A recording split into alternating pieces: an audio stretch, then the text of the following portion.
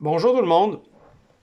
Aujourd'hui, on va faire une vidéo, je vais essayer de la faire plus courte que les précédentes, sur la question de l'absorption de quoi que ce soit pendant l'effort, puis je vais aussi dire peut-être un petit peu ce qu'il y en est de juste avant. D'abord, je vais y aller directement, je vais défendre que vous devez prendre environ 60 grammes de glucides par heure, ou si vous aimez mieux, 30 grammes de glucides par demi-heure, dès la première heure de course, pour tout effort de compétition qui fait plus de 90 minutes. Même, on pourrait dire 2 heures. À 1 heure et demie, je pense que on pourrait toujours se passer de prendre quoi que ce soit, mais en haut de 2 heures, on peut pas se permettre. Pourquoi? Ben parce qu'on a une quantité limitée de glycogène en réserve dans le foie, à peu près 400 grammes si je me trompe pas de chiffre. Puis on risque d'entamer la réserve puis manquer de carburant pour fournir un effort maximal, c'est-à-dire un effort là, au mieux de nos capacités si on prend pas quelque chose en cours de route. Je vais défendre que c'est par des gels que ça se prend le mieux. Pourquoi? Ben pour une raison bien simple, les alternatives sont trop riches d'inconvénients.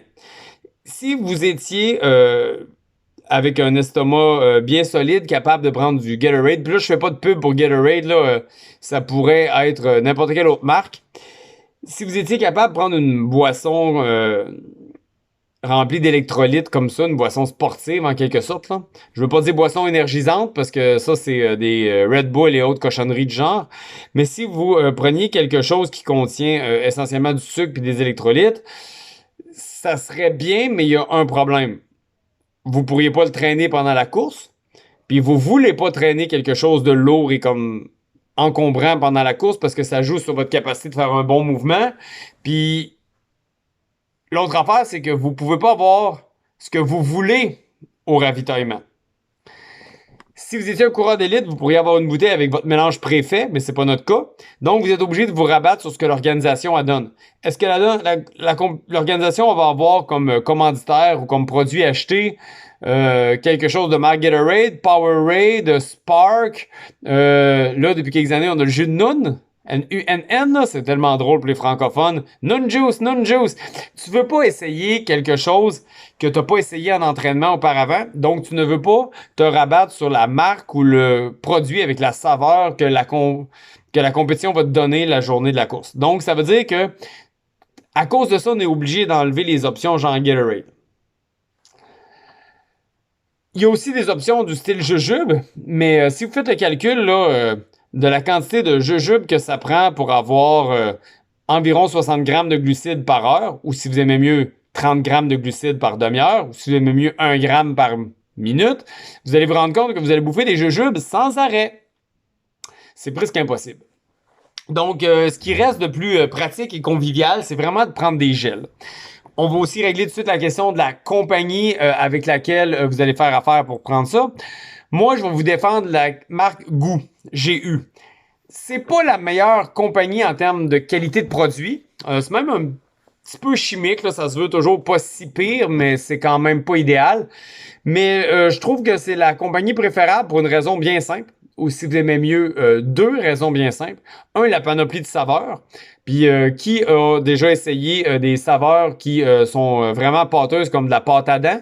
Ben, il y a des alternatives dans cette compagnie-là. C'est la même affaire avec la quantité de caféine.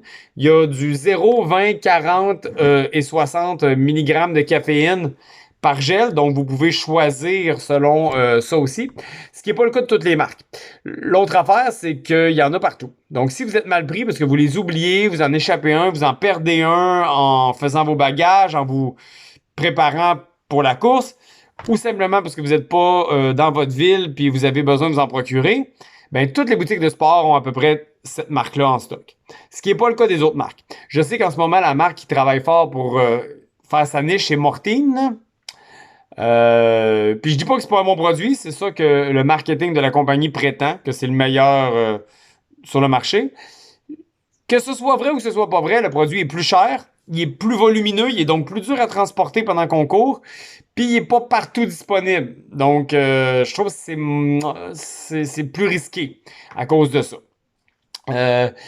On va aussi clouer le pilori là, pour les questions de gel de marque du style Kérable ou j'oublie le nom là, les produits là, à base uniquement de miel ou de sirop d'érable.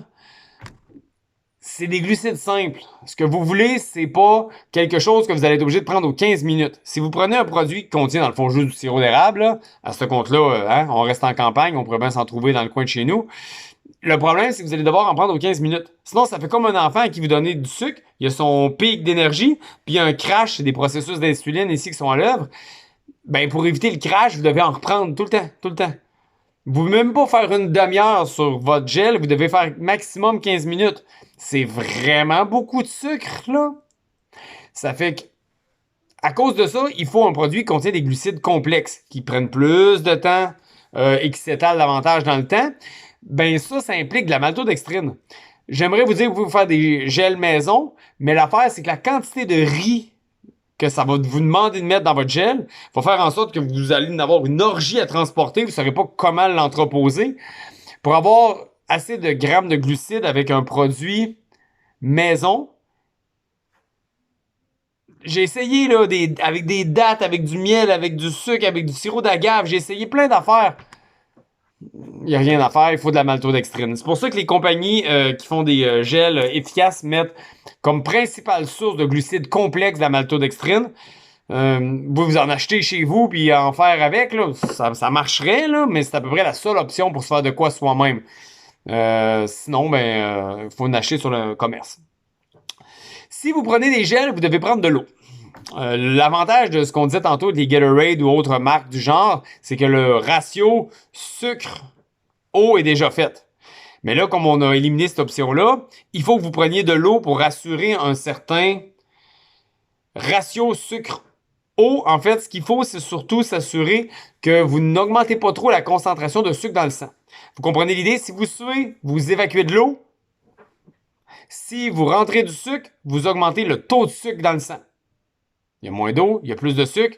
Vous regardez la combinaison qui peut donner un crash ici au niveau énergétique, au niveau de vos capacités de performance. Ça fait qu'il faut prendre de l'eau pour ça. C'est pas pour éviter la déshydratation. Vous vous rendez pas compte à quel point on peut courir déshydraté sans que ça affecte la performance, là. C'est fou, là.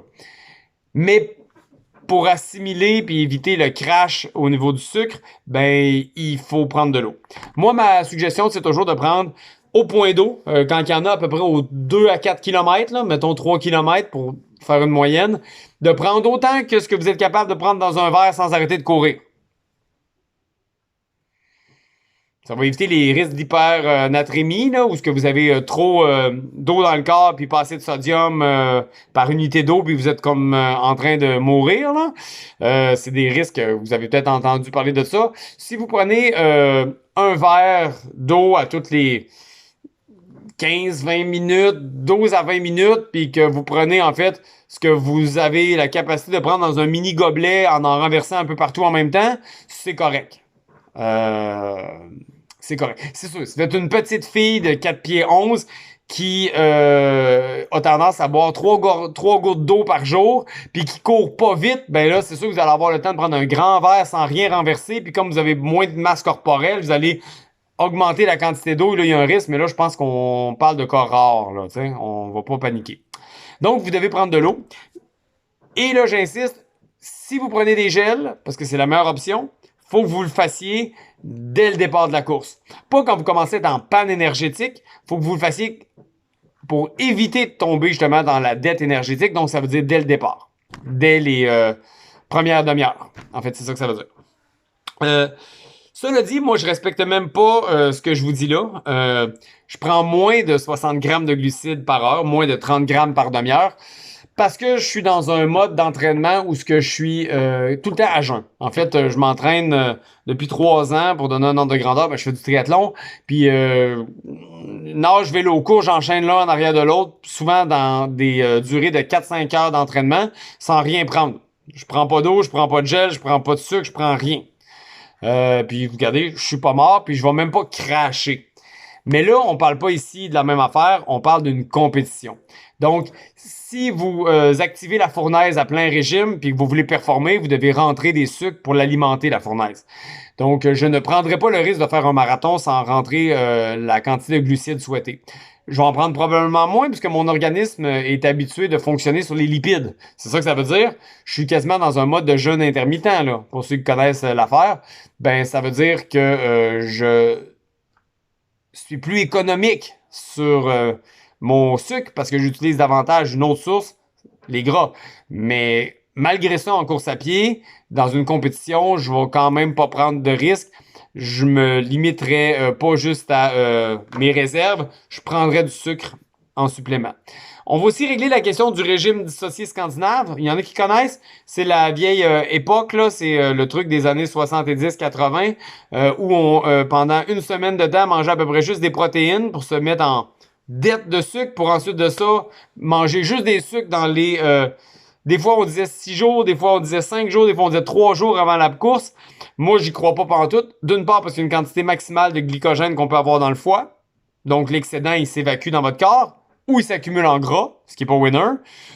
Ou ce que ça fait, c'est des coureurs qui mangent tellement de pâtes de riz dans la semaine qui précède la course, qui se ramassent ballonnés, gonflés avec une genre de quantité d'aliments d'un seul type dans l'estomac ou dans le système digestif qu'ils n'ont pas l'habitude de processer. Ça donne toutes sortes d'affaires qui marchent pas. Ça fait que, moi, je vous dirais, la veille de la course, non, mauvais conseil. Le matin précédant la course, pas, non, je m'exprime vraiment pas bien. Pas le dimanche matin, si votre course c'est le dimanche, le samedi matin. Donc 24 heures avant, c'est le temps de manger du riz et des pâtes.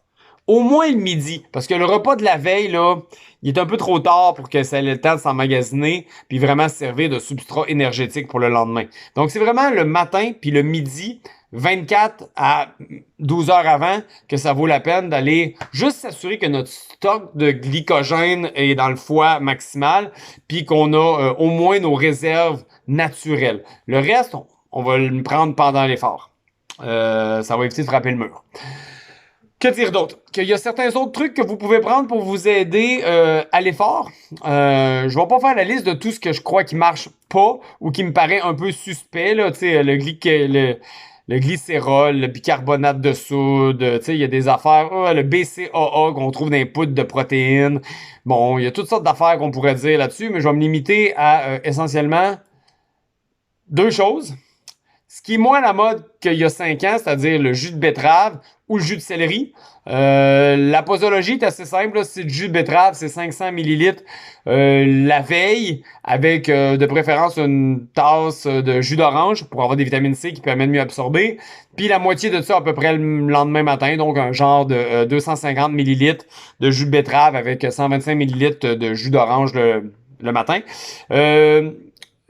Vous pouvez aussi faire la même affaire, mais avec 2 litres de céleri, de jus de céleri la veille, puis 1 litre le matin. Pour une fois, je vais pas vous conseiller d'acheter quelque chose de bio. Si vous avez l'occasion de vous faire vous-même votre jus de betterave avec des betteraves full agriculture industrielle, c'est parfait. Parce que ce qu'on veut, c'est les nitrates. Puis dans les betteraves bio, il y en a moins. Ça fait que ça a un bénéfice à la performance, mais moins que ce qu'on voyait en laboratoire. Quand on regarde sur le terrain, c'est moins évident. Puis c'est pour ça que ça a un petit peu passé de mode depuis 2-3 ans. Sinon, il y a la caféine. Qui peut être prise, comme je viens de faire, sous forme de café. Jusqu'à 200 mg de café pour la plupart des gens, ça va avant l'effort. Au-delà de ça, bienvenue les arythmies et les palpitations cardiaques. Même moi, personnellement, je limite à 100 mg à peu près, là. Puis pour vous donner un ordre de grandeur, 100 mg, c'est à peu près un café filtre. C'est un peu moins que ça avec un espresso. Ça dépend quel procédé de café, quelle mouture vous avez. On tombera pas dans les détails du barista ici. Mais vous pouvez vous dire qu'un café avant l'effort, c'est correct. Par contre, je vous apprends rien en vous disant que qui dit je prends un café, dit que vous allez visiter la chambre de bain une demi-heure après, hein. Puis là, c'est pas l'effet diurétique, là, c'est l'autre numéro, là. Donc, quand vous prenez du café, prévoyez donc le passage au cabinet d'aisance. Parce que sinon, vous allez avoir pendant la course des retardements non désirés. Essayez-le en entraînement. Il y en a pour qui la caféine passe très bien, il y en a d'autres pour qui ça passe pas. C'est sûr que ça a un effet. Ça active un système neuromusculaire, ça vient donc en quelque sorte primer, si vous me permettez l'expression, la commande à vos muscles pour qu'ils fassent un effort plus efficace. Donc c'est sûr que ça a un bénéfice à la performance, c'est attesté, prouvé dans la littérature. Si vous êtes sensible à la caféine, ça va vous donner un effet plus grand que si vous ne l'êtes pas. Il y a une accoutumance qui se fait comme n'importe quoi. Donc, vous pouvez vous-même vous désaccoutumer un peu pour que l'effet de la caféine, mettons, une semaine après le sevrage, soit un peu plus fort. Puis si vous aimez pas le café, ben virez pas fou avec ça, là. Je veux dire, vous allez pas perdre, là, comment dire, votre médaille d'or parce que vous avez pas fait ça, là. Ça a un bénéfice de plus, puis on va pas cracher dessus, mais c'est pas non plus magique. Cela dit, si vous avez de la difficulté avec la caféine au sens du liquide, là, le café lui-même, ben, il y a toujours la version comprimée. La pilule en pharmacie est en vente libre. Tu sais, les wake-up de quand vous étiez étudiant. Moi, j'ai de la misère avec ça pour moi, parce que je trouve que ça s'apparente trop à une conduite dopante, là, prendre une pilule de caféine.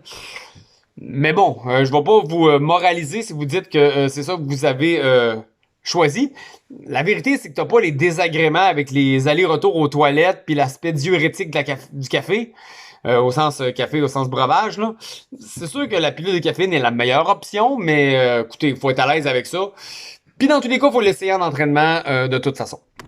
Jus de betterave et caféine, Samuel pourrait en attester, ça a un effet néfaste pour certaines personnes au niveau des maux de tête, voire des migraines. Ça fait que moi, je choisirais l'un ou l'autre et non les deux. Est-ce que prendre un gel avant de commencer l'effort est une bonne idée? Oui. Pourquoi ne pas, genre 20 minutes avant la course, prendre un gel? Ça va prendre 15 minutes avant qu'il fasse son effet. C'est que si vous prenez un gel au 39e kilomètre, ça va vous permettre de lever les bras énergiquement à la ligne d'arrivée, puis être en forme pour aller rejoindre l'hôtel. Si vous en prenez un au 14e kilomètre d'un demi-marathon, ça va peut-être vous permettre de finir les quelques derniers kilomètres avec un peu plus d'aplomb. Comment on transporte ça? Ben là, je vous apprends rien probablement. Là, il y a la vieille technique des épingles de nourrice dans les rebords de short. C'est sûr qu'à l'hiver, on a des poches, là, mais faut penser qu'on n'en aura pas tout le temps, notamment quand on va faire la course au printemps.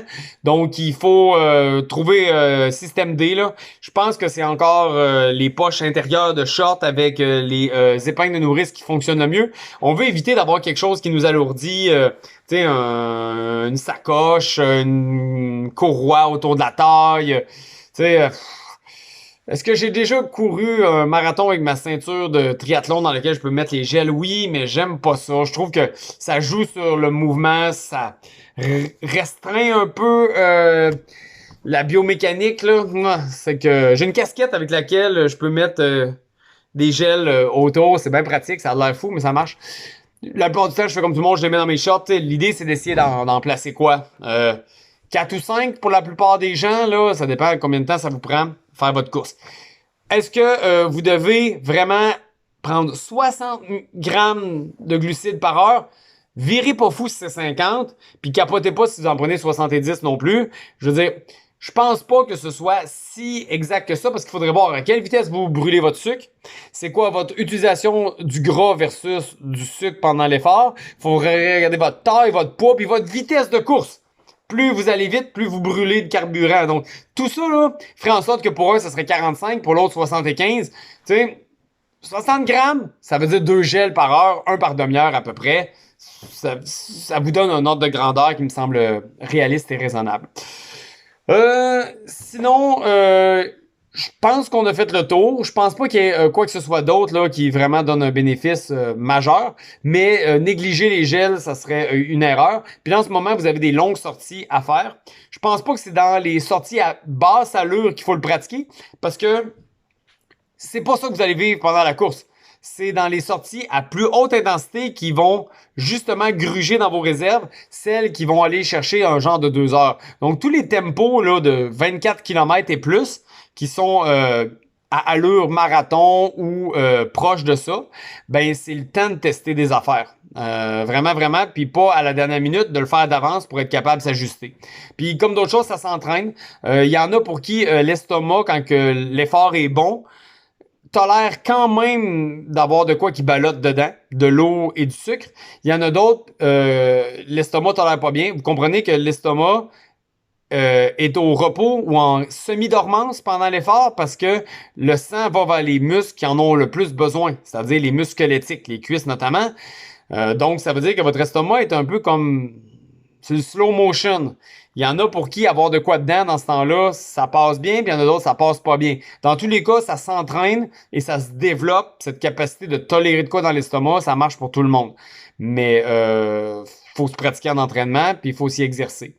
Voilà. Donc, j'espère que ça vous est utile, puis que toute cette avalanche d'informations-là, vous allez être capable de trier un peu à travers pour faire quelque chose qui va vous aider. Mais je ne saurais trop insister sur il faut prendre des sucres, puis un genre de 60 grammes par heure dès le début de la course.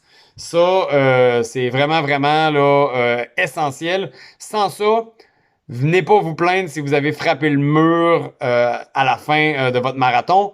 Il y a essentiellement 3 raisons pour lesquelles les gens frappent le mur, parce que c'est un mythe, ça n'existe pas le mur du marathon. Les 3 raisons pour lesquelles le mur est frappé, parce qu'ils n'ont pas pris de glucides pendant l'effort, puis ils n'en ont pas pris assez.